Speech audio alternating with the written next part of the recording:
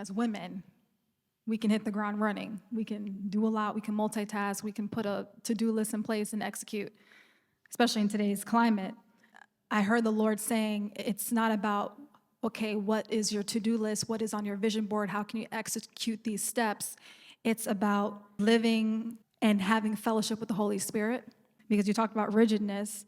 Living for self produces rigidness. And it actually chokes your faith. Because you get into a routine, you start relying on yourself and not the Holy Spirit. So this is how you start to quench the Holy Spirit, because you're relying on yourself. Now you've actually muted the voice of the Holy Spirit. And then all things work together for good according to those who love the Lord and are called according to his purpose. There literally is an order of how God gives you the plan that he has for you. You have to first prove your love for God, and proving your love for God is literally obedience to what he's telling you to do, obedience to his word. You look at Jesus when he reinstated Peter. He said, Peter, do you love me?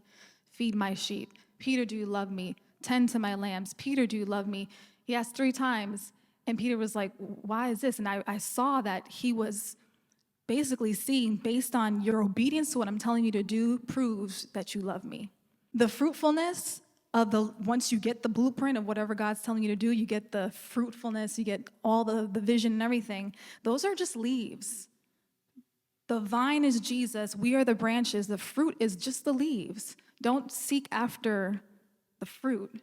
Seek after the vine. The leaves, that's what's going to happen anyways.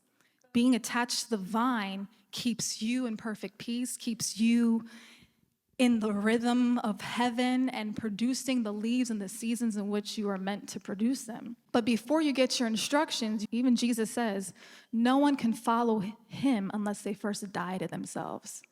Taking up your cross and following Jesus. How do you follow Jesus? We have a wonderful thing called the Bible that our first century church put together through prayer, through serious fasting, and through testimony of their faith. And so we know that the word is true because the Holy Spirit is all up in it. And he confirms, he testifies of Jesus. He then, Holy Spirit, gives you the next step.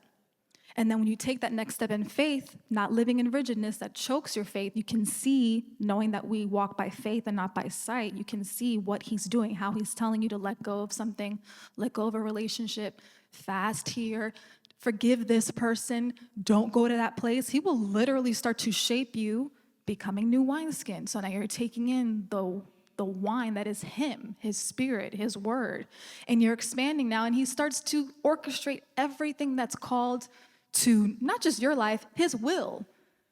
And you're the body, as long as we remain connected to the vine, the fruit, that's just leaves. It's going to happen.